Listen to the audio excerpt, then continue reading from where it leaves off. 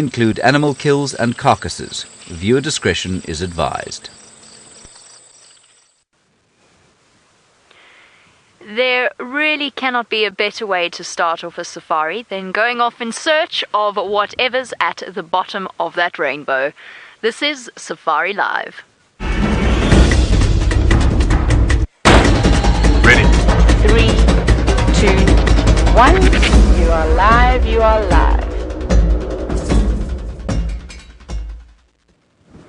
A very good afternoon to all of you and welcome to a very windy but very beautiful sunset safari. My name is Jamie and this afternoon Dave is on camera with me. And you know how I know that Dave is on camera with me? Because right up until 30 seconds to the start of the show he was still trying to get me to reverse so that he could get the perfect shot of that entire rainbow, and I failed him. I failed him dismally. I'm sorry, Dave. And again, Kirsty told me that my opening was corny. What you gonna do? We're coming to you live from a place called Djuma Private Game Reserve, which is in the Greater Kruger National Park area of South Africa. And on your live and interactive safari, you can send through your questions on #SafariLive on Twitter.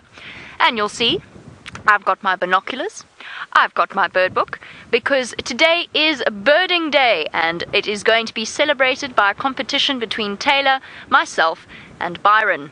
Byron may or may not be going into the tent, in which case he's almost guaranteed not to win. But you never know. Lay down a challenge for Byron and he might just rise to it. So the rules are, we have to see the bird, obviously, not hear it. We have to put it on camera. It is probably close to the worst weather for birding. It's windy and it's raining. Even though the sun is shining, it is in fact spitting on us as we speak. And you, the viewer, will help Final Control keep track of the number of species that we have seen. So, before Kirsty tells me to link away, which I have no doubt she's going to do in the next few seconds, there's a bird over there, Dave, in the road. It's not the best view in the world, but we'll start off with a pair of crowned lapwings. And there we go. Jamie, tick number 1.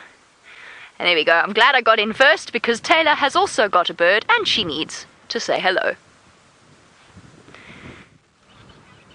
Good afternoon, good afternoon. Of course I would love to say hello to all of you, but first, holding on for dear life, is a Cape turtle dove, bird number 1 for us. That's good. Jot that down. And of course it's a bird for all of you. You should all be on 2 now. You're quite lucky. You get to have the birds that both Jamie and I have, as well as Byron, well, where the rest of us are competing individually. Now there's lots and lots of birds struggling to fly. With a white in its wings like that, it must be a red-billed buffalo weaver that has also joined the party on the dead tree. But you saw how windy it was, didn't you? That bird was struggling to fly. And now there's a bit of rain coming down, which is quite crazy. But I do want to show you the beautiful scene we've got to our right. And of course I need to introduce myself to all of you. But I had to first, of course, show you those birds. Now my name is Taylor and on camera with me today is Senzo. And we are sitting with wonderful animals. Of course we've got wildebeest, we've got impala, we've got a rainbow, we've got clouds, and of course we've got plenty of birds hopefully to show you this afternoon. I think we'll get quite lucky. But isn't that fantastic? And I think it's time for us to, of course, head on around. Let's go and see what else we can find. We're right here at WildEarthTV Dam. Now, for those of you who have just jumped on board Safari Live this afternoon, a big welcome again to all of you. You might see a cloth come across your screen every now and then. It's just Senzo wiping it, as it is quite drizzly all of a sudden this afternoon. Not quite drizzly enough though for us to put rain covers on. I don't think it's anything permanent.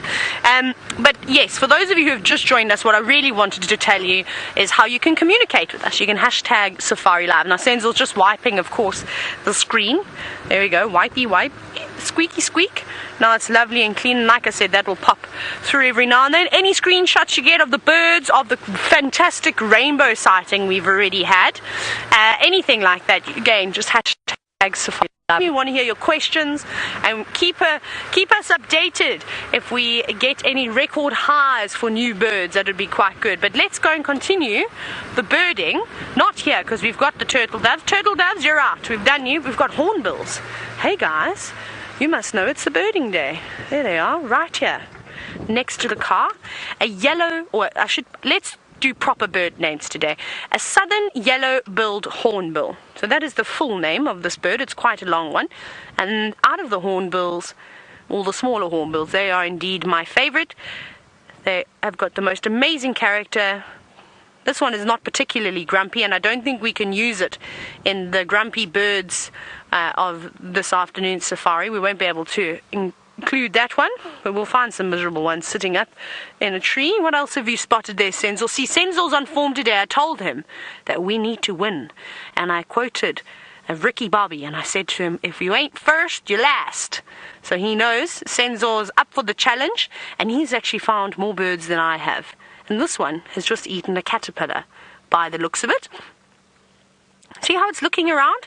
Now, when you've got a big beak on your face like that, unfortunately, it's a little bit difficult to maneuver around in the trees, particularly when you're looking for food.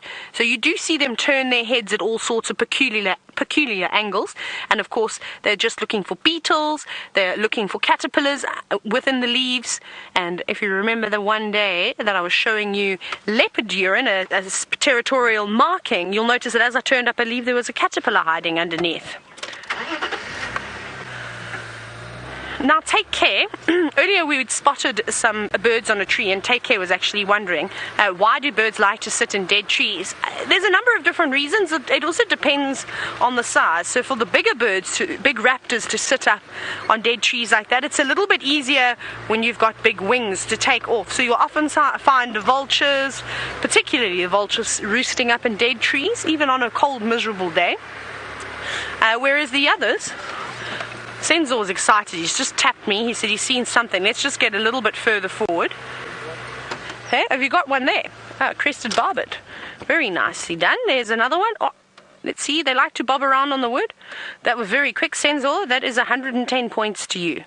That was very well done. If you got a quick view of that, that was a crested barbet, one of the noisier birds in the bush. Now, where are our family of white-faced whistling? There they are.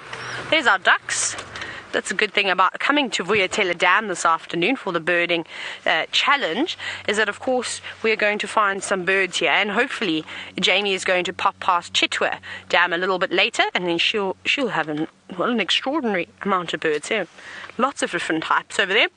But another one to add to the list, white-faced whistling ducks. I can hear squirrels alarming too, but we don't need to really bother about them. I've got one more bird, Senzo, just to the right on the other side of the dam. There is a black and white bird just across there. Well spotted, you've got it. A blacksmith lapwing. And I think we will leave it at that and continue searching, hopefully, for a few more birds. But off you go now, onto Jamie's vehicle, and she is staring blankly at a tree. I am staring blankly at a tree, Taylor, because I was trying desperately to get a link to the birds that I saw, but you had to show them a blacksmith lapwing. It's okay, Taylor, I'm coming for you. I'm coming for you. We've got white-crested helmet shrikes here, Dave. So we had Retz's helmet shrike, it flew away. Now we've got a white-crested helmet shrike. I'll talk about the monkey that's in the tree in a bit, but these are far more important because they've got wings. Oh no, Dave, where are they? It's in the bush willow. No, it hasn't absconded. It's there, I promise. Could hear them.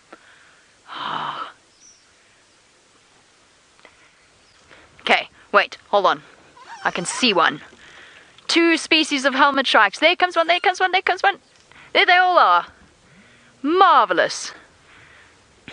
Dave, if you look down, there's a nice clear one a bit further down. There's a white-crested helmet shrike.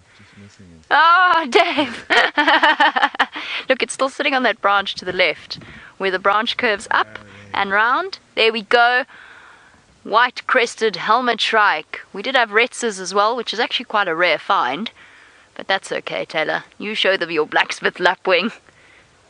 I'm just playing, of course. We'll catch up. Oh, white-crested helmet shrike. There you go, a nice one for your bird lists. This is a great day, by the way, for our new viewers to start your bird list and keep track of the different birds that you see, because there's so many marvelous opportunities and so many marvelous birds that we often drive past. Kirsty, would you like to see the monkey? I actually don't even know where the monkey's gone. Let me try go forward a little bit. And who knows, maybe the Retzes will pop out. You know I'm just stalling so I can try and find another bird. You do realize that, because the monkey's gone. I can't see the monkey. Can you see the monkey, Dave? Negative. Negative? There was a monkey though. I think it snuck off while we were looking at helmet shrikes.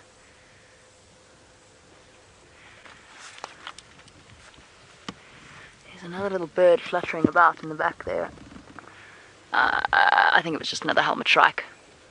I have absolutely no idea where that monkey went. It was not intentional. I did not expect it to disappear, but that's okay. Let me see if I can find our Retz's helmet shrikes around the corner. They were just ahead of the white-crested helmet shrikes. A Retz's helmet shrike has got a bright red eye. It's also a black and white bird. Oh, there's a bird, Dave. I see a bird. I see two birds. Where to look? Oh, there's a grey-headed bush shrike. Oh, it's gone. This is going to be one of those days, is it not? No, Dave. Oh, I can see it. Right, let's get that starling. There's a manic edge to this that probably won't last for 3 hours. Starling's just... there it is. And some impala. We'll look at them later. There's a starling looking pretty. Which one is it? Is it blue-eared or Cape Glossy? Looks like Cape Glossy. Ooh, blue-eared. Excuse me. I got so excited I choked. Blue-eared starling, which means Cape Glossy is still up for grabs at some point. The impala are looking at me like I'm absolutely nuts. That's okay, impala, don't worry. You'll understand when you're big. Oh, fork-tailed drongo. One more bird. Fork-tailed drongo. Right, we're catching up, Dave. We're catching up. Let's go to all the places where we know birds will be. Oh, while we do that, it seems as though Byron might be falling a little bit behind. Right, well, we are in the tent this afternoon. My name is Byron, and on camera with me is Sebastian. So we did start our bushwalk. We headed out, but it looked as though the weather was coming in, and we never know. It could be the wrong call, could be the right call. We're in the tent, so I might just have to officiate this big birding day, or bird, or I forgot its name already. but I'll just make sure that the girls are calling the birds right. Oh, they're going to be so cross that I said that, so don't tell them. We may try to do some birding from around the tent and then see what else we can find. I have found something, or actually Jamie found something for us to have a look at.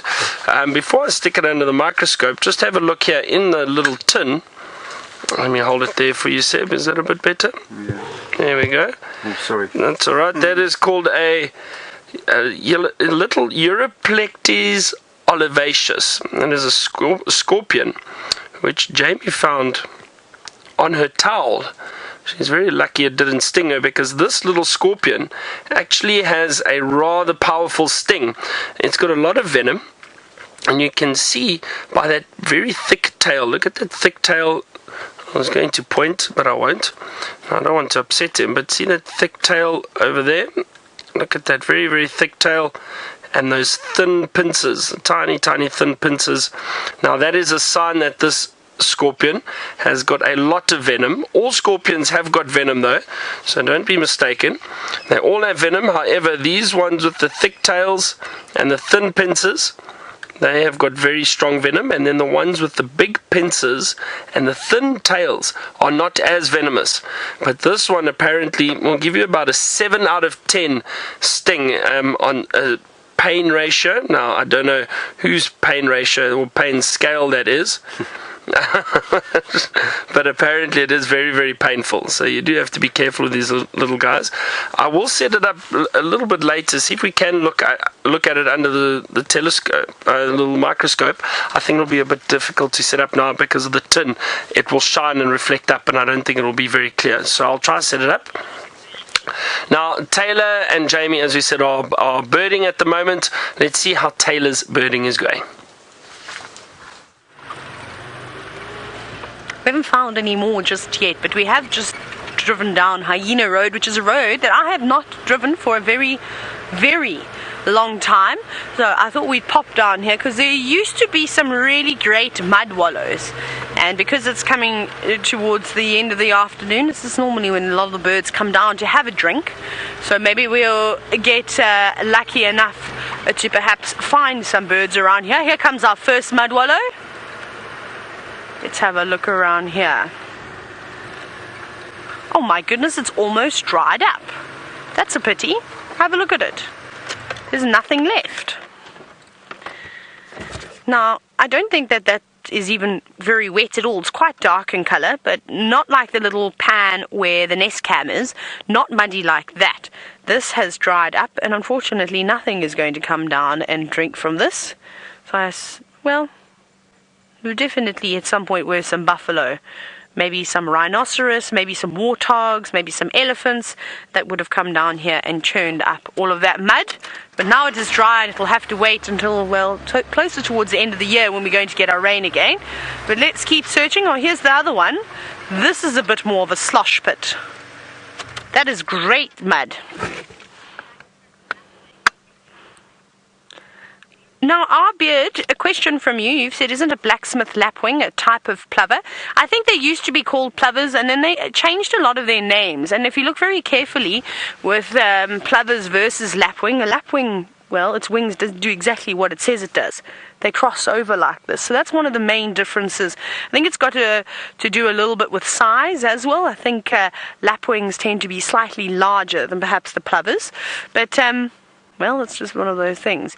This mud, however, I'm actually going to go, no, I was going to go and grab some and touch it, and I thought, then I have to wash my hands, and I've got a cut on my hand, and I could get an infection, so I don't think we'll be touching that mud, because I'm sure that there have been a number of different animals in there, and I don't know if that is water. That could be urine that we are looking at. We know that the buffalo, we know that the warthogs, the rhinos, all the animals, even the elephants, as they're having a mud bath, that does not stop them using the facilities. So let's not stick our fingers in there, but I have seen a bird just land up ahead.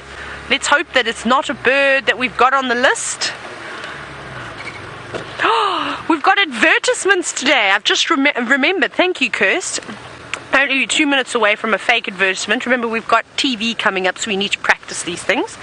Now, there is a bird just walking in the road, but unfortunately, we've already got this one on our list. But in case you weren't convinced earlier, we have a Cape turtle dove marching down the road looking for all sorts of delicious things to eat. Yes, go to the elephant dung.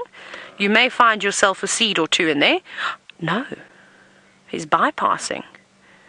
Oh my goodness, unusual. And I think he's walking close to the edge like that, looking for seeds and things from the grass. Okay, bye, turtle dove. Now, Debbie from Vancouver, we've asked if I know any local folklores about the birds. Now I have to think, Debbie. Now I've got to dig deep inside the filing cabinets, which I have somewhere inside here. I can't think of one right now. I probably will be able to figure one out. Ooh, there's a chagra. There's a chagra. It looked like a brown crown chagra. There was one that was sitting quite low. They're still sitting. Can you see it's just flown? Hang on, go. It's on the apple leaf. So this tree, I'm going to... Okay, so... Oh my, wait, where is it gone? There's a dove of some sort. There's a dove just through the trees. Coast, I've forgotten. Are we going into an ad break or coming out of one? To an ad break, okay. That is a brown crown chagra, and we're going to be going to an ad break in just a moment, so I'm going to have to tell you. You're going to have to just be patient with me.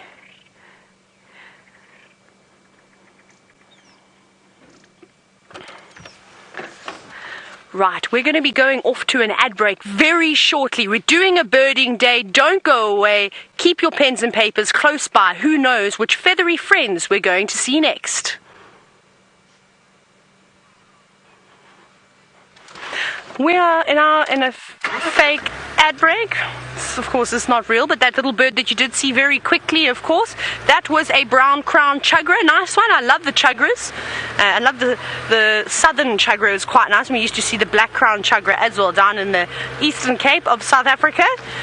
We're actually doing fairly well this afternoon considering the conditions. I must tell you, we weren't too optimistic going out on this windy day, but, well, nature is proving us wrong. Jamie, however, is starting to catch up, but it's a bird that she's found we've already got. It is a bird that Taylor has already ticked, but according to final control, that's okay. And there we go, Cape Turtle Dove to add to our list. I was also about to add a long-billed crombec and a chin-spot battus, but both of them being tiny, somewhat elusive birds have both flown away. I agree with Taylor though. The conditions are not as favourable as they could be, but a poor workman always blames his tools, or at least the weather, I guess. Apparently you were talking about folklore stories. Let me see if I can remember the one that I once heard.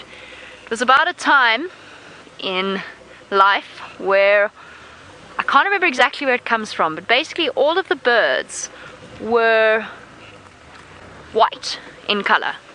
All of the birds were completely white, and the little wren warbler decided that he wasn't very happy with the situation at all, and he went off to the creator and hopped up and down as wren warblers do and complained profusely about the fact that they were all white in color and didn't get to have any pretty colors like the butterflies. The wren warbler thought this was a great injustice in life, and the other birds were all very quiet, not complaining. The swan said that it wasn't fussy at all. Rollo, if you've spotted a bird, a couple of hornbills. Well, we haven't got hornbills, let's pop them on camera. Where are we going? Oh, there we go. Well done. There we go. Yellow-billed hornbill. We'll continue to tell the tale. Most of the birds were actually very calm and patient. The swan in particular didn't mind being white in color at all.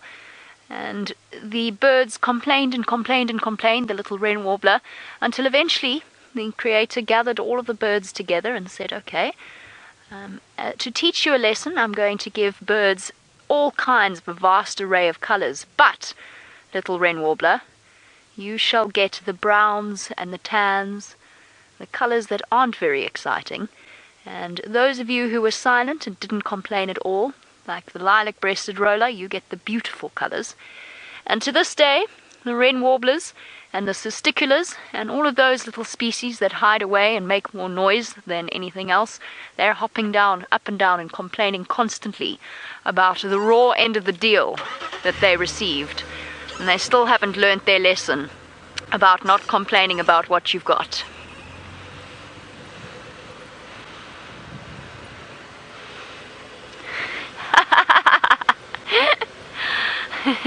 Laughing at Kirsty, who's reminding me that we are in fact in a fake ad break, and therefore I'm going to have to repeat that entire story for our television audiences that don't exist yet. I saw another bird. Where are all our birds hiding? Where's my chin-spot battus pair that lives here? Danny, you say let's find an ostrich. I agree, that's a laughing dove. You got him there. There we go. That looked like a laughing dove to me, not a Cape Turtle Dove. Is that a laughing dove? Dum dum dum dum. Dun dun dun. There it is. Dun dun dun. No. Drat. How unfortunate. That's the same bird. There's the laughing dove. I knew I saw one. Ah, oh, doesn't matter. Because we're about to come back to television.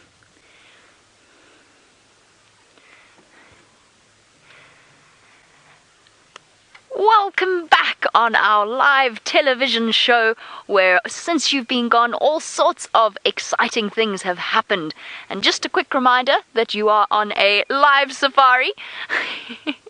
Well done, Dave. Very, very nice. A little weaver to add to our collection. Right, can I finish my... keep that in mind. Don't forget that happened. We'll come back to that. So, my name is Jamie, and you can send through your questions on this live safari on #SafariLive on Twitter, Also, tick all the boxes. We're coming to you live from a place called Djuma, which is in the Greater Kruger National Park area, and it's a great, wonderful wilderness area, and so far you've missed out on a great folklore story while you were away, and, of course, our birding competition. There we go, done. Whew. I'm exhausted now. Thank you, Kirsty's given me a 10 out of 10. And I'm just, hold on a second, I want to turn this into a little bit of a birding lesson, unless Taylor manages to find one while I'm busy doing it. Yeah, what am I looking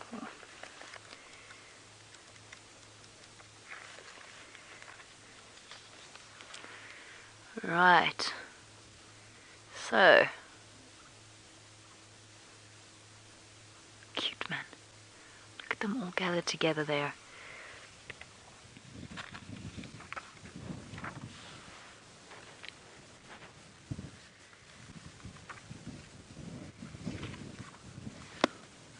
There's one other bird calling that I really want to show you. I can hear it. There's a little scrub robin in there somewhere. Hold on. I want to just go round and down into the drainage line. We'll see what we can get there. I want to see if we can get this one on camera. There's a white-browed scrub robin calling in the Mulwati.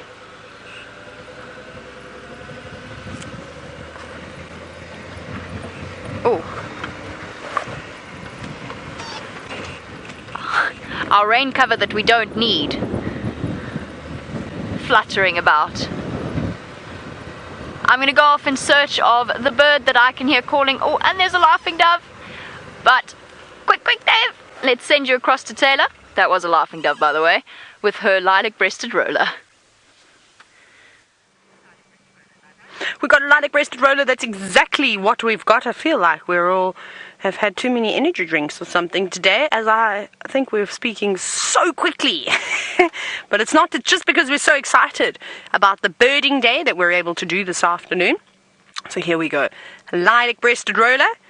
Now the cousins of this bird, the European roller, have now left us. I have not seen any for quite some time, but there's still a couple of birds, migratory birds that are hanging about, a few cuckoos, possibly youngsters that are still around here, and there's a pair of woodland kingfishers that are living outside the DRC, outside our camp, which is quite nice, and it's a pity we didn't get to them, but we might have a little look around there a bit later to see if the woodland kingfishers pop out. But let's carry on, let's see which other birdies we can find down here. We've done the turtle dove. I can't believe that we're only on, now we're on 7 birds. I thought we had a good head start. Perhaps it's because we haven't. What else have you seen, Senzel? Senzel's eyes are much better than mine, I'm learning. He's scanning and manning.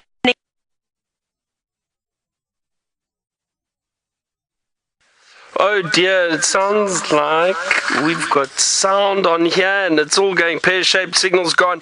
So I've been trying to keep notes of what the ladies are tallying up, what birds they're seeing.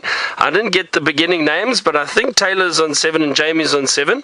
I know she was trying to get a little white-browed scrub robin. Jamie was, at least. Now I'm just trying to fix something on the... I'm going to break something on James's. Hang on. Oh, no, that's not it. I fixed it. Look at that, James. You would be proud of me. I fixed it. All right. So I have got something on the under the little microscope. Have a look at this. A beautiful feather. Now, because it is a birding day for us, we've managed to find a little feather, but look at the beautiful colors and look at the detail of these feathers, all these little hairs that you can see, the main vein of the feather. And this, I think, is from a francolin that we found in the grass not too far from the tent. So we are going to be walking around and having a look at all these little things around the tent, trying to find perhaps some insects. I'm not sure. Again, this weather has been playing games with us. It looked like it was going to rain, and now it has cleared up again. So I don't know what's going to happen, but we'll stick around the tent. There is a lot going on here. I'm going to try get that scorpion, under the microscope. I see James left some crumbs here. I'm not sure what biscuits he was eating. Or maybe that was Jamie, actually. Jamie had biscuits and tea here the other morning. James is going to be very upset about you leaving crumbs behind. I have got another feather, though, to show you. Have a look at this. Now, some of you may have seen this one already. I'm assuming they've used it in the tent before, and I think this is a vulture feather that we found. It's much, much harder than, let me get the other one out the microscope quickly. Sorry, there we go. Now, this is a very soft feather compared to this of the vultures. Actually quite robust, I suppose you could call it.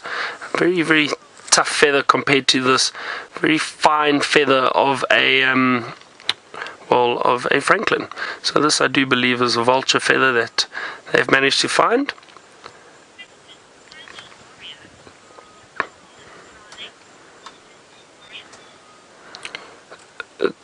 Sorry, Kirst, I'm struggling to hear you a little bit.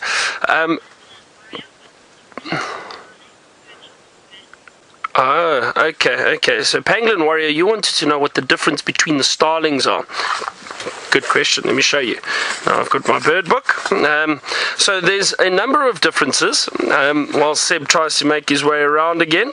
The Burchell's starling. So in this area, the three that look very similar are the Burchell's starling, the Cape glossy starling, and the greater blue-eared starling. They all have that beautiful iridescence on them when the light does hit them, but they are all different. So I'm going to, let me just find it quickly and I'll show you. The main difference with the Burchells is, firstly, it's the largest of the three, so it's quite easy to identify. Now let me show you over here. Okay, so what you've got here is the Burchell starling at the bottom. Alright, so that is a rather large starling, and also it has got a dark eye. Do you see that? That little dark eye over there, black eye, but very large starling, and also it's got the longest tail out of the three. The other thing is that the iridescence isn't very strong on the Burchell starling. It's not as vibrant as the others. Now then, let me show you where's the other ones? Here is a Cape glossy starling over here at the top. So the Cape glossy starling has got far more iridescence. It's a smaller bird, but also it's got that prominent orange eye. Do you see that? Or orange or slash yellow, but it's more of an orange eye. How's the focus? There we go. There we go. That's so the Cape glossy, and then the greater blue-eared. I just need to see where that is. There's a greater blue-eared, sorry. Then the greater blue-eared at the bottom over here, also a lot of iridescence, also an orange eye. Do you see that? But the other thing is that it has got a much darker cheek. Do you see that? Much darker or blue cheek coloration. So that is why it's got the name Greater Blue-Eared. It's difficult to tell Greater Blue-Eared and Cape Glossy apart just from looking at them quickly. The call is obviously different. So if you know the call, that does help. But that's the difference between the three starlings that we get here that are similar looking. There are other starlings we get too, but these three look very similar. But those are the differences that you need to look for. Let's go and have a look how Taylor's birding is going on though. We have got a couple of birds running around at the moment. It looks like Cape glossy starlings, and that's exactly what Byron was talking about, being able to tell the difference between the Cape glossy and the greater blue-eared. However, the ones that we are looking at seem to have more of a bluish tinge to them. Typically, the greater blue-eareds are a little bit more on the green side, but this light is not so great. But we can cross Cape glossy starling off of the list, and there's also some fork-tailed drongos that are chasing butterflies just above those birds. Keep an eye out on them, because there's a couple of butterflies. I think they're acrias. They must be acrias. Or even, there we go. There's one that's just flown. There's two of them that have just flown across the screen. I think just stay a little bit wider, Sensor. The drongos are just darting up above those birds. Let's go forward. There we go. You just saw one fly across your screen now. That's the one we're after. They are fork-tailed drongos. Let's see if we can get them again. And the reason why the fork-tail, there, it's just sitting up in that tree. I think a little bit higher up. A little bit more. There we go. I can just see it cleaning its bill. You're right in the center of it. It's a bit difficult. There we go. It's just hiding behind the tree. It's cleaning its bill at the moment. Maybe it ate a hairy caterpillar. But that bobbing around there is a fork-tailed drongo. Now, they don't particularly like other birds coming around. They'll chase all the others away. Right, let's go have a look here. Oh, there's a little bird. Who have we got? Let me see if I can see it again. It was a tiny little thing, maybe a waxbill. No. It flew away. Let's see. Oh, I did see some southern black tits. Well, I heard them chirping. They were flying, sort of moving between all the bush willows. But they've since moved on, sadly. But we'll try and get them again. Let's keep searching. We're going to come down in a moment to a little dip where there's a bit of water. So I think if we check there, maybe something will be having a drink. How exciting is... Right, let's keep searching. Come on, birds. There was a food party. They've moved on. I think we'll catch up to them eventually. We're just a little bit way behind. Okay, we'll go to the little puddle of water next. Let's quickly shoot to Buffelshoek Dam. We're right here. And check here. Maybe there are some Egyptian geese. Perhaps a little wood sandpiper. Maybe a 3-banded plover to add to the collection. But we're not far, just about 100 meters away. Well, we got to check as we go through here because I've seen quite a few cuckoos in this area before. It's nice and dense, good opportunities. Lots of food could be around here. Also keeping an eye out for the woodland kingfisher or even the brown hooded kingfisher. Oh, lots of terrapins. Now, as we approach the dam, Joy, you were wondering this afternoon if there are any species of hummingbirds. Unfortunately, there are not any hummingbirds, but we do have something that looks fairly similar to them, and those are our sunbirds. But I've got something a bit bigger than a bird for you in the dam this afternoon. Hello, hippopotamus. Not a bird, of course. But I thought that we would just change it up a little bit as a beautiful hippo moves away from us. I don't know if there's two of them. I think there might be because I thought I saw a second set of bubbles. But I'm not entirely sure. We'll just have to play the waiting game now and see if two heads eventually bob up. But there have been at least 4 at one point in this dam. But they all split up. And then the other day there were 3 of them. And now we could just be down to 1, but we'll just have to wait. They're very shy. Their head pops up. Just above. There we go. It's gone underneath again. You can just see the ripples. I think you're a little bit below. Just a little bit higher up. There we go. Maybe it's just the one hippopotamus here. But unfortunately, not all the animals are comfortable with us. As you have seen, some days you are lucky. Otherwise, just the animals, their personalities, of course, are just not happy with the cars, and that's fine. There's no need to, of course, push them. But we're going to keep moving on from these hippos. They don't seem very happy with us. And sadly, no birds around Buffelshoek Dam this afternoon. Well, none that we can add to our list. But Jamie has also moved off from birds just in the meantime, and she's got some elephants. I've got 1 elephant and 1 hippopotamus. 2 of nature's giants in one setting. That's pretty special all in itself. They might not be birds. I was hoping for an oxpecker or 2 on our hippopotamus's head, but it seems as though... Bye. That is so typically, leave me alone, I'm trying to sleep. You know when you stick your head under a pillow? That's what that hippo just did. There's our elephant popping out. I lied, actually. There were 2 elephants. And I'm not quite sure why, but one of them came out of the bush at high speed and raced away. I think these 2 males have been having a bit of a scrap. And this one's obviously been chasing the other around because that other male shot off out of here very, very quickly. But he is not interested in chasing anything. He's interested in a drink. Look there, he's got his water walk, as Brent describes it. That increase in pace and the head swing that elephants get when they're excited about going off to have a drink. And this is utterly gorgeous in this afternoon light.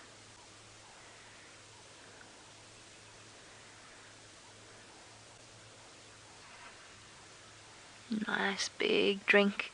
There's also a chance he might decide to chase the hippo, although I don't think he's going to be in the mood for that. I think he's a little bit too old for those sorts of shenanigans. It's usually the younger bulls that do that. Hippo's not taking any chances though. It shifted itself right into the center of the dam. It is ducking down as often as possible.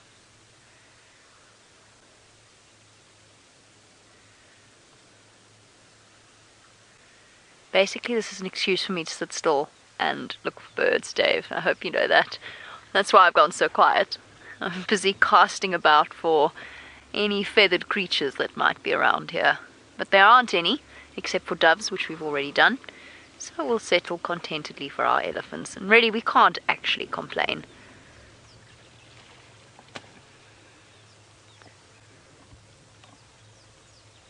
There's an entire herd somewhere. I might head around and search for them. I've heard them trumpeting earlier while we were looking for birds. Oh, by the way, that weaver that we saw was a lesser masked weaver. It was a female lesser masked weaver. Apologies. I neglected to tell you that. We can add that one to the list. The male conspicuous by his absence. Oh, this is beautiful. Look at that gorgeous jackalberry tree in the background. Doesn't it just complete the scene so spectacularly? Waterhole, big tree.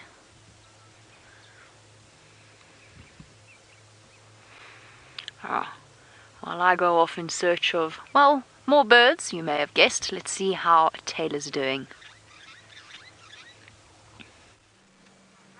We've got a fork-tailed drongo. We only had a quick view of it, and it wasn't a great one because it was hiding behind some of the branches, so I thought we would redo the beautiful fork-tailed drongo. And they are lovely, intelligent, the most beautiful birds out here. And I just love the way that they're so territorial. And I'd started telling you about them, but wherever there are fork-tailed drongos, and whenever you get a food party coming through this area, and when I say a food party, a number of different species of birds, all feeding at different levels, will often sort of come together and flush an area out. And it's the most amazing thing how they'll chase insects from lower levels up higher, and then a bird that sort of flies at medium height or searches for food at medium height is able to then snatch up that butterfly or grasshopper or whatever it was that leapt out of the grass. And the drongos are exceptional at doing that. They are able to catch whatever they're feeding on, insects, wasps, bees, butterflies, while they're flying. That's amazing. Now, Debbie from Vancouver, thank you for all of your questions. You're wondering, why do the drongos mimic so much? It's quite amazing, the mimicking skills of a drongo. Now, why they do it, I'm not so certain, because they're not just mimicking other birds. They mimic other animal species. I've heard them mimic black-backed jackal before. I've heard them mimicking then a variety of different birds, and of course they mimic mongoose as well as meerkats. They're able to do their calls, which is really funny. The other day I was sitting and I was listening to a drongo trying to call like a brown-crowned chugra, one of those birds we saw earlier on today. And that was quite amazing. It was calling in the distance, and then the drongo was sitting on the branch, just happily chirping about, trying to, go on about its day. So I don't know actually why they want to mimic other bird species, because it's not like they lure them in and then they sort of kill them. Even though they've got that very sharp hook on the edge of their bill, they feed on insects predominantly. So it's quite interesting, of course. But we're in a very sheltered spot at the moment, so I'm just going to look around Just see if we can pick up on any other birds as we watch this drone go. I think it would be a very nice spot. Maybe some waxbills. No, the drongo has now left us. Okay, that must be our cue to move on then too. And go up a little bit ahead. Areas like this are great because you can get so many different species. You start to get a lot of the robin species, but then you also get the species that feed on the grasses. So you might not see quailias in here, just because unfortunately it's a bit dense, and they're beautiful when they all fly together, and they wouldn't be able to do that here. But you could definitely start to see a lot of the seed eaters, and we'll check the marula trees too, which often on a windy day like today supply a very good perch. Let's have a look.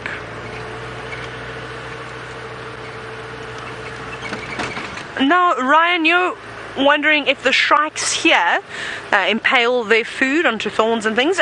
Some of them do. Oh, hang on, we haven't got that one. Okay, we'll get it again. It was a laughing dove that walked on the road, but I'm not too concerned. We'll definitely see some more of those. Excuse me, so I've got a tickle in my throat this afternoon. So yes, they do. You know what I used to see the most was one of the shrikes called a fiscal shrike, which is a beautiful black and white. And I found my bird book, by the way. I had to blow all the dust off it. Let's look for shrikes, and let me show you what they look like. Right, shrikey, shrikey, shrike. There it is. Where is the one I'm looking for? Let's just go to that page. 394. And then we'll find it that way. Nope, not helmet shrikes. I just want normal one. There we go. The common fiscal shrike. Down here, bottom right-hand corner of the page. So this one is a specialist at impaling insects, little bird chicks, smaller birds. I've actually watched fiscal shrikes quite often take on waxbills and things like that, any other smaller birds. What's wrong with my English today? It's ridiculous. I keep making up words. But yes, most of the shrikes tend to have that tendency. We do see the lesser grey shrike, and if you go up a little bit higher up, we see the redback shrike, but they've gone back now. And something that I have been seeing quite a lot of as the sun sets is the southern white-crowned shrike. That would be a nice one to add to the list. And then of course to the top left, the big black bird with the little bits of white on the feathers and a long tail. This one here, that is the magpie shrike, which I'm sure that we'll be able to get this afternoon. So there's many different types of shrikes, and yes, a lot of them do impale their food, some more than others. We don't see it too often here. We have seen a lilac-breasted roller, though. I think it impaled its food one day. I think it was a sort of nestlings that we found the nest, or the eggs that were cracked on the ground. I think they'd come from dove.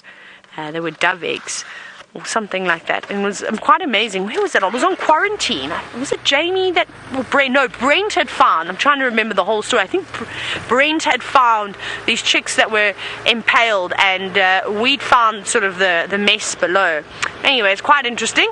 But the birds are a bit slow in this area. I think we're going to have to go to some of my favorite birding spots now. But Byron, of course, is still in the tent. And I'm sure he'll have a couple of birds to have a look at a little bit later. But let's go across to him with something that stings. I've managed to get this little scorpion out of the case that we had it in. And there you can see the tail nice and clearly, that beautiful thick tail. And you see I've got it under the microscope. It's nice and relaxed. The tail is flat. It doesn't feel threatened. So we've got a lovely view of this Europlectes olivaceous. There we go. Have a look at that. Isn't that fascinating? Now, a lot of people wonder how the scorpions find their prey, and they do pick up on scent and stuff, but also a lot of scorpions rely on picking up on the vibrations of these animals, all these insects that they try to hunt. And they use those little hairs. You can see it very clearly on all the legs and all over the scorpion, actually. They're tiny little hairs, and the scorpion relies on that to basically find and hunt their food. So anything that walks past them or close by, they'll pick up on the vibrations, and they will then strike when they have to. I'm going to see if I can get the tail, the sting of the tail. Now I'm moving my hand quite close to the scorpion, but it's alright. It seems quite relaxed. Now look at that sting. You can see very, very thick sting and sharp. Look at that needle-like sting. It's wonderful to see it under the microscope like this. Very, very interesting. So that little sting will pack a rather large punch. Very strong, strong sting. It's amazing to see also how the sting folds and bends. You can see that, and that sting is actually very hard. The exoskeleton of the scorpion is very hard. Now we do know how they glow in the dark when you shine with the blue light, and no one really knows why they do it. They don't know why they do that exactly. They're not sure. The scientists haven't quite worked out what it is in the exoskeleton that causes them to shine up like that in that blue light, or UV light. They glow green, a beautiful, beautiful color. Now, Riti, you asked, can these scorpions kill anyone? So, Riti, not this species, not these ones. And now in Southern Africa, we have two species that can be potentially dangerous to people. Now, the only why I say potentially dangerous is if you're a fit, healthy person, a young person, the chances are it's not going to kill you. If you perhaps an elderly person with heart conditions or a very young child, you do have to be very careful. There are two scorpions that you need to watch out for. The one we get in this area, it's called the Parabuthus transvalicus. Very big black scorpion. Is there a scorpion book? What happened to all the books? Oh dear, no scorpion book here. I'll see if I can find a picture for you though. Parabuthus transvalicus, and the other one is called Parabuthus granulatus, which is found up in the Kalahari, the northwestern part of South Africa. Now these two are probably the most venomous scorpions in Southern Africa. Very, very powerful sting, or powerful venom rather. It is very, very venomous. A grown man, if he had to be stung by it, it will cause you to go into convulsions. It is so powerful. It is very, very painful. A lot of nausea, vomiting. It can cause diarrhea. And just these fits. Muscles and body starts to spasm. So it just gives you an idea of how powerful that venom actually is. And especially you can imagine for a child or somebody with heart conditions or anything like that, it can be potentially fatal. I'm not sure of the exact figure of any deaths, if there have been, or how many deaths have been recorded. I think it's one a year, maybe, in a certain area. That's it.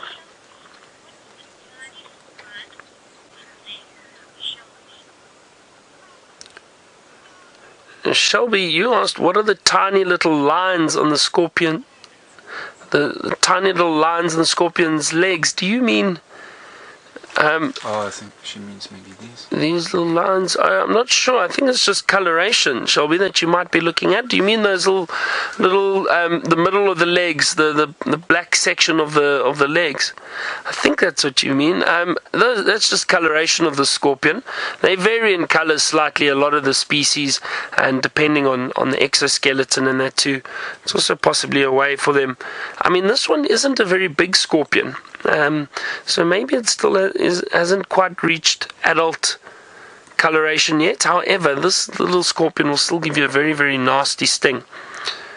I mean, if you look at my finger next to it, you can see how big that scorpion is. Not very big at all. And I'm not going to poke the scorpion, because that little one, as I said, will give you a nasty sting. But it's nice and relaxed. You see how the tail is flat? If they are feeling threatened, they raise their tail immediately. And what I actually did, and I'll show you, just to calm him down, is I actually put this little cover over him, like that. So what that does is, all that does is it gives it a dark environment, and a scorpion is happy in a dark environment. And it calms down immediately. And then once you take it away, you see, and they usually put their tails flat and they go quite relaxed. So I could probably put the scorpion on my hand now. I'm not going to do that though, but I've seen scorpion experts. You can actually put them in your hand. I wouldn't recommend it. I wouldn't do it if I were you. But a scorpion, and if you did have to try and catch her, if you had no choice, the best way to catch a scorpion is by the tail. They're unable to sting backwards, so you can pick it up by the tail unless those pincers come up and pinch you. You do have to be careful, but if you hold them by the tail, they generally can't get you. But again, don't try it unless you are an expert. Now, it sounds like Taylor has got a large bird that she'd like to tick off the list. I would indeed like to tick this character off a list, and it's, well, quite a surprise to see this white-backed vulture this afternoon. I didn't think we were going to see too many, just because it hasn't been the greatest day, and we haven't got any lions around for them to be following when they make a kill. Now, in case you're wondering, as this vulture is perched, it doesn't necessarily mean that there is a kill nearby. Vultures fly massive distances, so they also need to rest time from time.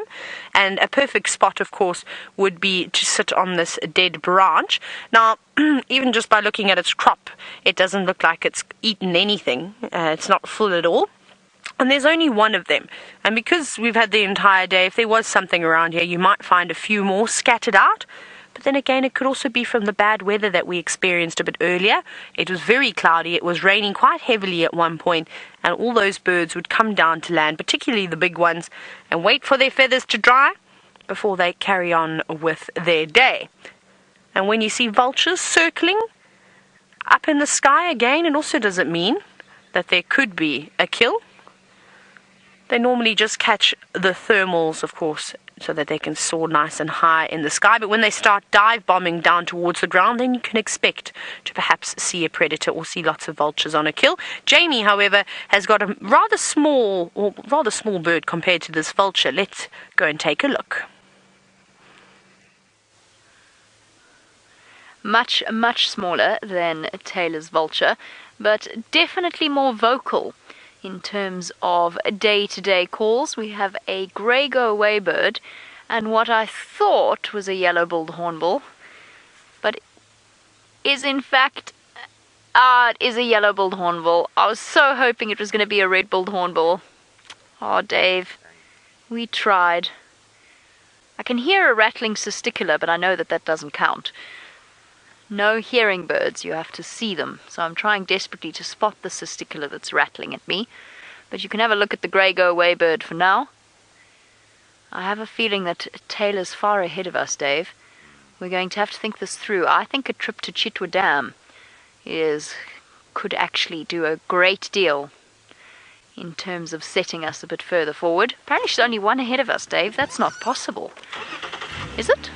I guess it must be. Alright, well then, we're still in the game, and the afternoon is yet young. I know this particular area, we could just go for the easy birds, but that would, we've done most of the easy birds already, it would sort of defeat the point. But if we could get things like the boo-boos that live in this particular drainage line, and yes, for our new viewers, I did literally mean a boo-boo, a southern boo-boo.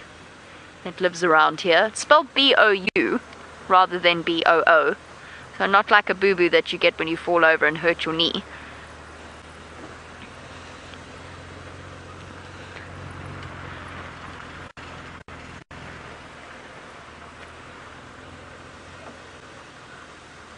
Now, Christine, speaking of birds, you want to know if we ever get any albatross. Not here. I don't think there's ever been any recorded cases of them flying over this area, not to the best of my knowledge. Obviously, as essentially seabirds and birds that spend the longest time out of any of the bird species during constant or in constant flight, you do see albatrosses around our coastlines. So we will see all sorts of albatross species around that side. But no albatross coming this way. I seem to remember a story, but I don't know if it was a rumor, about a very confused, very lost seagull that found its way here.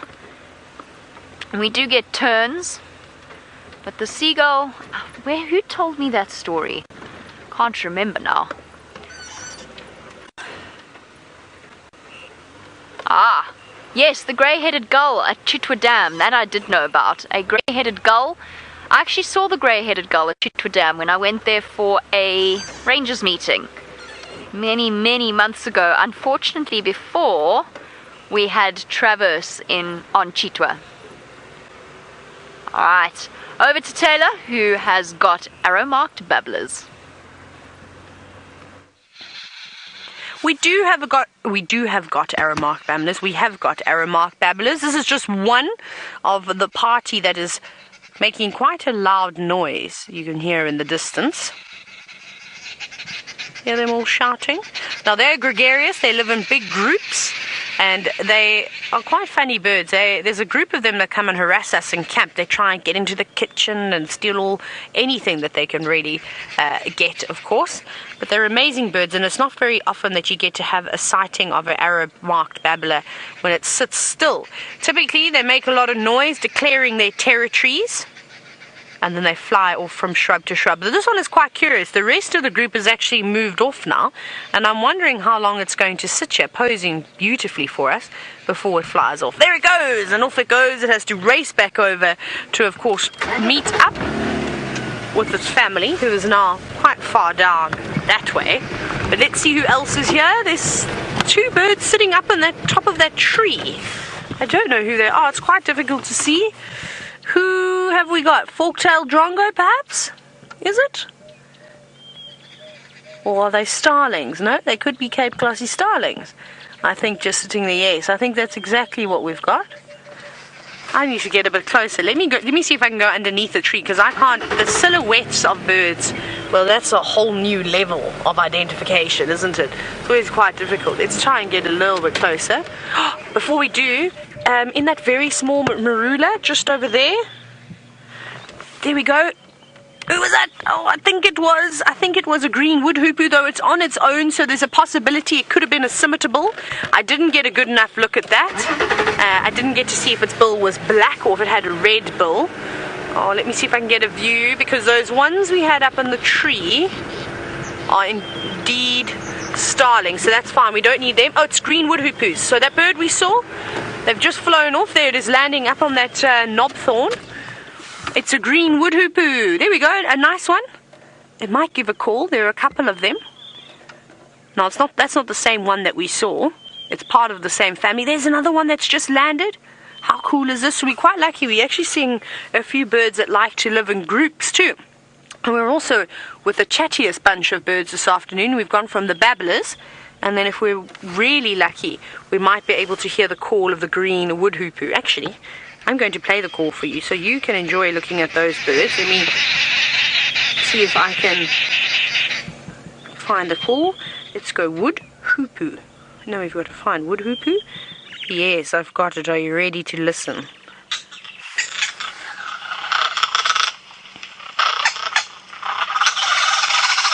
So that's what they sound like. Isn't it a crazy call? Now, they were listening to me, so I'm not going to play it for too long, because also, like the babblers and like the four-tailed drongos, well, they also make quite a bit of noise and are quite territorial too. Now, apparently Byron's a little bit sad this afternoon because he's saying he can't partake in birding. Byron, that's nonsense. There are lots and lots of birds that like to live out in the tent. Have a look in the dead tree directly behind the tent and you might find a couple of things. Let's go across to Byron. Taylor, I'm looking, I'm searching, and it's proving to be a little difficult from the tent. So I am a little sad at the moment. but you know what, we just had green wood hoopoos not too far from us, and I'm trying to see if I can see them again, perhaps flying in this direction. I can hear a lot of birds, so I can hear the green wood hoopoos. Come on, they've got to be here somewhere. I think they're just in the trees at the back there. They're calling everywhere. They do that allomimetic calling. That's the communal calling. That was very social calling. I'm trying to see if I can find them for you quickly. Come on, Seb, we've got to get at least one interesting little bird from the tent. Where are they? Difficult to see them now. I can hear red-billed buffalo weavers. I can hear Cape turtle doves. A chin-spot batters flew past earlier. So there is a lot of birding around. We just need to try and find them. But while I try and look for some here, it sounds like Jamie's found a bit of a bird party.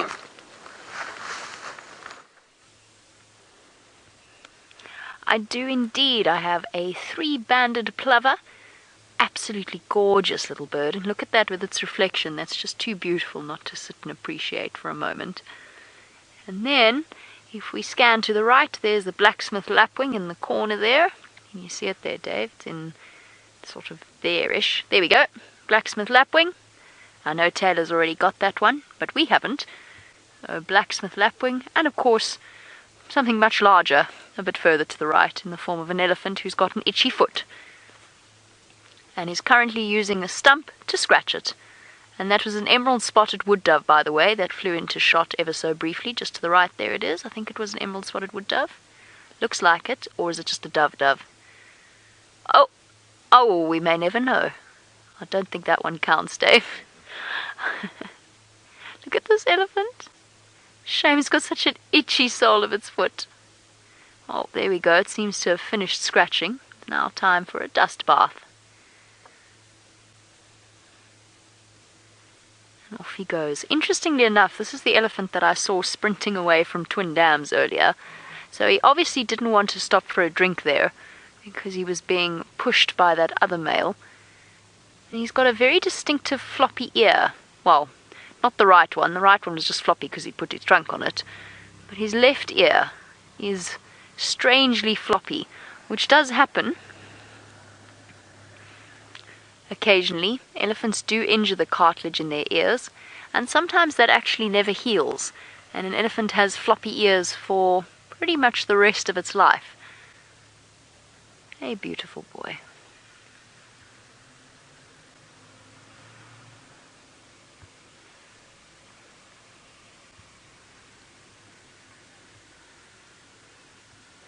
Now, Aunt Zuki, you want to know if we ever get egrets. What bird was it chasing there?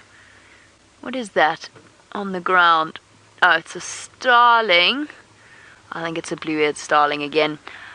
Sorry, Aunt Zuki. Speaking of birds and speaking of elephants, you want to know whether or not we ever get egrets that sit on elephants. Not in this area that I've seen, but we do get egrets. Western cattle egret is the most common of them. I think I've also on live drives I've seen a great egret, and I'm trying to think, there was another one that I saw, but I can't remember if it was here or if it was elsewhere. But they do like to hang around. Obviously the name cattle egret comes from, I have definitely seen a yellow-billed egret as well. They do like to hang around game species, because obviously things like cows, hence the name cattle egret, attract lots of insects and things that they can then feed off. So we have seen plenty of egrets. Cattle egret, the great white egret, and the yellow-billed egret are all ones that I've seen. I haven't seen a little egret on these live safaris. That was where I used to work that I saw it.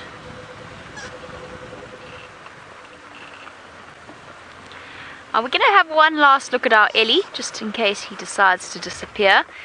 And while we do, talking of birds and animals, David, you want to know if there's any birds that have a symbiotic relationship with elephants. Remember, symbiotic can mean any kind of connection between animals. It's mutualism that is the beneficial for both parties relationship. So yes, in a way, I guess something like a fork-tailed drongo would have a symbiotic relationship with an elephant, albeit one way, and actually probably quite a few of the smaller insect eaters that dart about. What have you seen, Dave? Oh, Cape turtle dove. Well, if it was a competition to see who found the most Cape turtle doves, we'd be pretty high up there. The one thing that elephants don't do is allow oxpeckers to go and sit on them.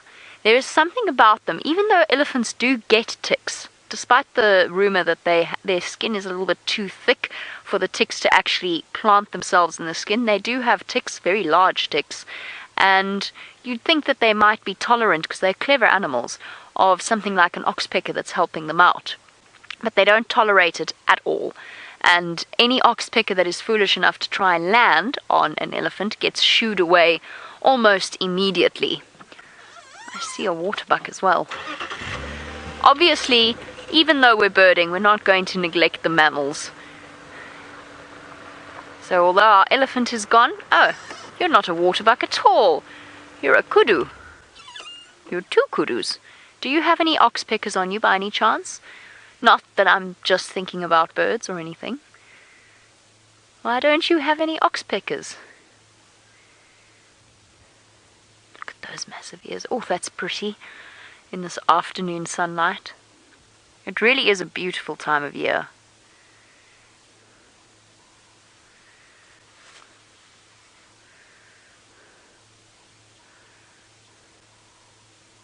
You can hear it listening and looking off into the distance. It pays to be alert if you're on everything's menu out here, as kudu are.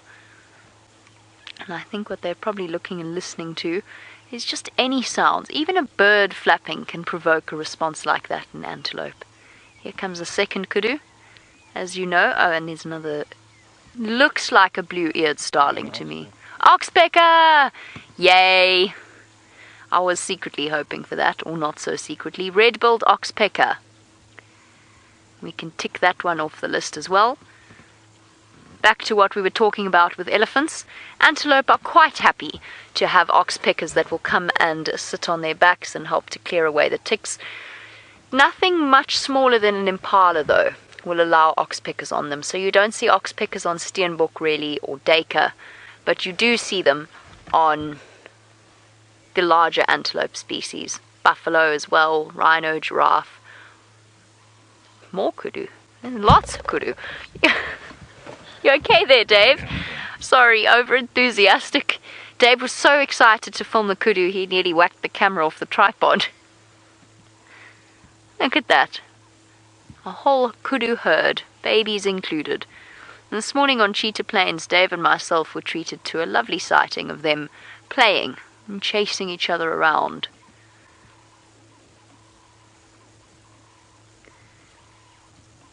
I did see a woodpecker earlier. I'm trying to see if I can find it. In the time that you've been away from me, I have also seen a bearded woodpecker, arrow-marked babblers, and all sorts of other things. But it's only when we get them on camera that it counts. Tom, you wanted to know if we get woodpeckers? Yes, we do. We get a couple of different species, the cardinal woodpecker, bearded woodpecker, golden-tailed woodpecker, and the bennets are the four main woodpeckers that we see. The one that we see, I would say, the most frequently is the largest of them, which is the bearded woodpecker. Right. Chitwa. Time to go to Chitwa, I think.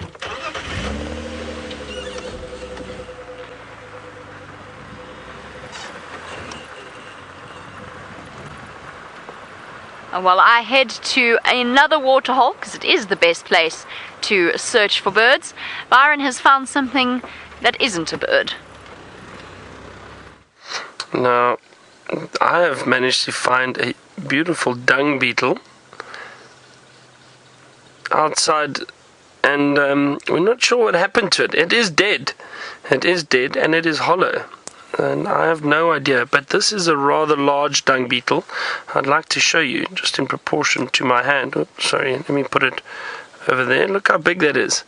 It's a very, very large dung beetle, but I don't know what happened to it. It is dead, maybe natural causes, because it doesn't seem like anything fed on it. However, it is completely hollow. There's nothing inside. It's just the exoskeleton. So I'm not sure what actually happened to this little dung beetle. Yeah, there's a lot of sand on it, so maybe, I don't know, I have no idea. Now, but we found two of these. Seb found them outside here, and Seb was this other beetle with it. Yes, next to it. Next to it, so I'm not sure, but this looks like, this is the remains of a click beetle. Now, I know that is a click beetle just by the shape of the body, and I'll show you what it's meant to look like. It's meant to have a head. Now the head is gone. Sorry, my nail is dirty. Been digging in the sand. I promise you, I wash everyone. It is Saturday. It's wash day today anyway. So it's a little click beetle, and it's meant to have a head. Now I don't know what this is, possibly killed by a bird that fed on it. But I'm surprised that this exoskeleton wasn't broken, and so I don't know what happened to that either. But to have a look at this is what it's meant to look like. This is the click beetle over here. See, all my books are out. That is the click beetle over there. You can see those very flat, sharp, the back of the click beetle, and that's where the head is meant to go. And it tips its head backwards and forwards quite quickly, and it makes a clicking sound, and that's how it gets the name click beetle. And on the same page is our dung beetle that we found. There it is over there, a true dung beetle, meaning they feed on and roll dung. See, not a rhino beetle. The rhino beetles you can see down here have got those little protrusions from the exoskeleton. That is just a dung beetle. Pretty little bugs around out here. And I mean, it's so difficult to identify a lot of them. We do struggle at times, and we've all got different insect books, and every time there's a new book out, we try and get it so that we can hopefully learn more about these insects, and the more we see, the more we try and identify, which is great. What I think we should do though is, why don't we go and let me put this down, and you can all come with me. Why don't we release our little scorpion? I think that would be the right thing to do. It played along with us and or allowed us to view it very happily. Didn't sting anyone yet. Don't want to drop it. Why don't you? I'll throw it on you. So let's try and release it somewhere. Where shall we release it? Perhaps over here. How far can you get, Seb? Here we go.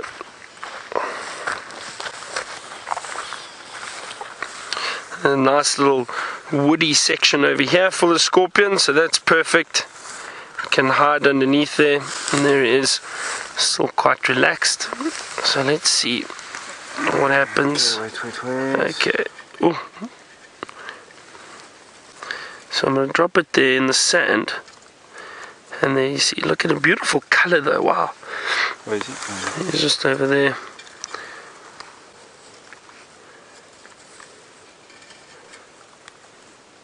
Let's see if he moves to that little wood pile. There we go. And he's moved safely underneath there, out of harm's way, and he will live a long and happy life now. Let's head to Taylor and find out how her birding's going. I'm still keeping tally. It's a tie at the moment, girls. Come on, lift the game.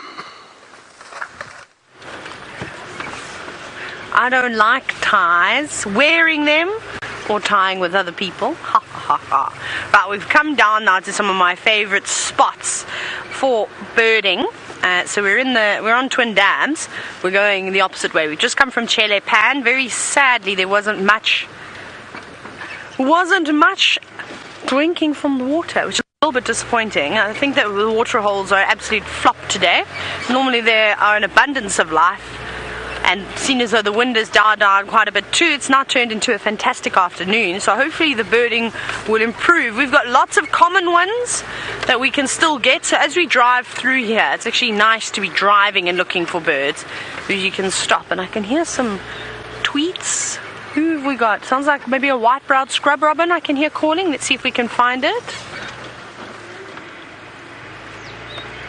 I think we're going to see it. Now, Bonnie, you're wondering what my favorite night bird is. I actually quite like the bronze-winged coursers and the nightjars, to be honest. I can't choose between them.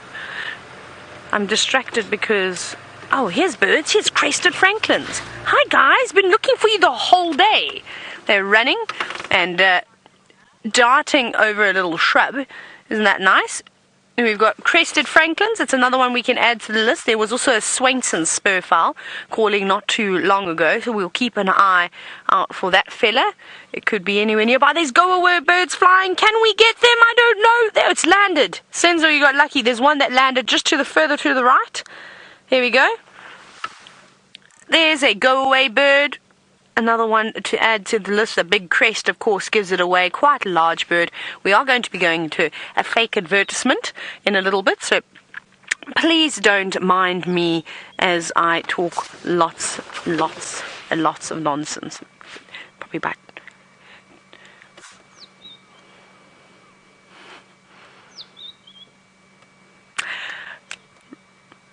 Right. We are going to go off for a very short break. Don't go too far. We're still birding. Who knows what else could pop out in the bush? We'll see you soon. We are in an ad break. Right, there we go. I wonder how we're all doing on ad breaks today, Kirst. Are we doing well? Oh, Drongos, we've got you already. Move along. Move along. Not interested. We're only looking for birds that we have not added to the list just yet because the light is now fading. So it really is turning into a pressure test. I feel like we're on a cooking show all of a sudden. Saying that, the pressure test. The pressure test is on now. You have 30 minutes. I don't know, I've obviously been watching too much MasterChef and or I don't know what other shows use 30 minutes to cook. I think most of them. Right, let's go down my favorite road of all time. Let's go down Ingwe Alley. I think we're going to get luckier because I know that the mud wallows in this area have got a little bit of water. We've seen that one.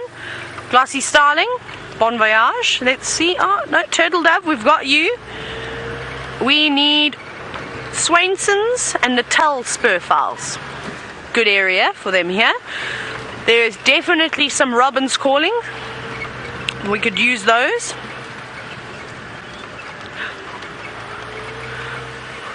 There's somebody chirping in the bushes here. We'll figure out who they are in a moment. Now, Kathy, you're wondering if a red-billed hornbill is different from a southern ground hornbill. They are indeed, and I'm going to show you a picture. Let me bring my trusty book out, and we'll sit here and see if we can spot any birds. Right, let me quickly get to hornbills. Let me show you now, Kathy. I'll be 2 seconds.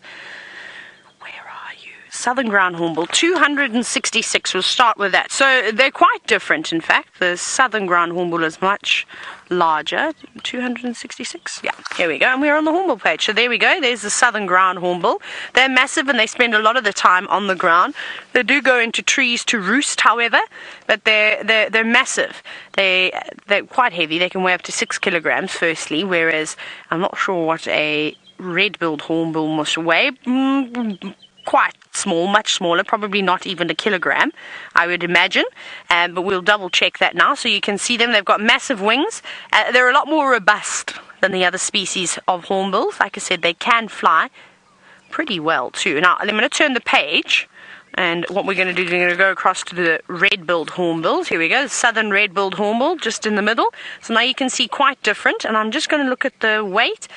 They say they only get between 100 and 170 grams, the southern red-billed hornbill. So much, much smaller, of course, than this chap. But you can see, we see them a lot, and hopefully we'll find you one, Kathy, so you can have a look at the southern red-billed hornbill. I can hear the birds chirping. Let's find them. We might have to go further forward, though. Let's keep going. Let's take it slowly, though, so I don't have to hit the brakes too hard. Someone's chirping. I don't know the call. It's an interesting call. I've most certainly heard it before. I think I've just forgotten as to who actually makes that noise. Sometimes that happens when you don't hear a call for a very long time. But the light is getting good now. Because of the clouds, it might trick the birds into going to bed a little bit earlier. So hopefully they'll come out and call.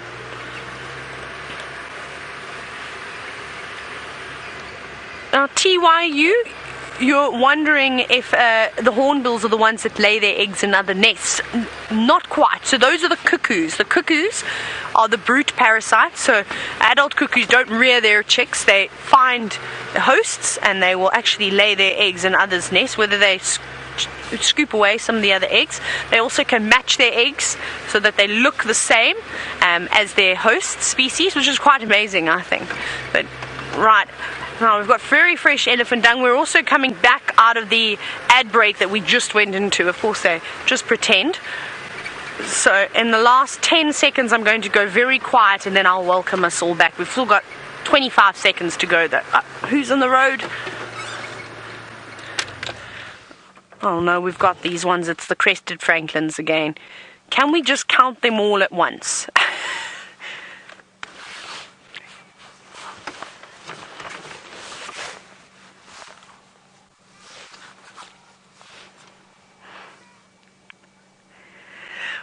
Welcome back, everybody. Hopefully you didn't go too far. You haven't missed too much. Luckily, we're still searching for birds, and we've actually managed to find a couple of Crested Franklins just down and above us. So the birding challenge is still hot.